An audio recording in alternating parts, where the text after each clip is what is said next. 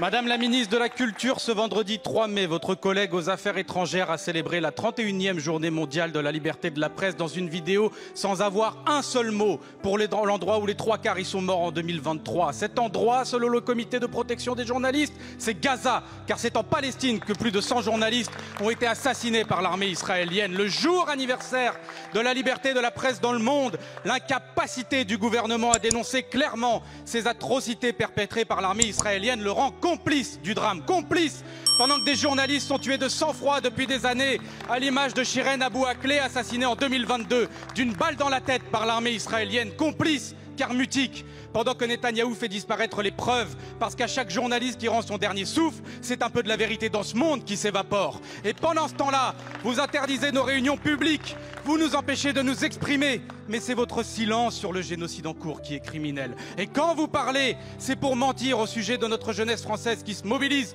en faisant passer pour un appel au meurtre ce qui n'est rien d'autre qu'un appel au secours. Dans notre pays, un multirécidiviste condamné pour provocation à la haine raciale peut arpenter librement les plateaux télé, mais un humoriste qui fait une blague approuvée par le tribunal est mis à pied sur notre service public. Qu'il est triste ce service public, qui se dit Charlie mais qui bâillonne la bande à Charline. Le poste de Guillaume Meurice étant vacant, on dirait même que certains au gouvernement sont candidats pour être humoristes, puisque vous arrivez à reprocher à des étudiants en sciences politiques de s'intéresser à la politique. Incapables que vous êtes de dénoncer le génocide en cours, et maintenant même ceux qui se rient de votre déchéance morale sont censurés. On se croirait dans un sombre cauchemar au pays des Lumières, mais c'est une triste vérité. Ceux qui contrôlent les matraques cherchent souvent à faire taire ceux qui ont des idées, ces idées nobles qu'on fait passer pour des délits, car nous ne faisons que de l'apologie du droit international et de l'incitation à la justice, et il faudrait désormais s'excuser de faire sourire les gens qui ont envie de pleurer de votre passivité. Madame la ministre, si vous vous sentez menacée par des blagues, c'est que c'est peut-être vous la menace. Quand allez-vous faire respecter la liberté de la presse et la liberté d'expression en France ?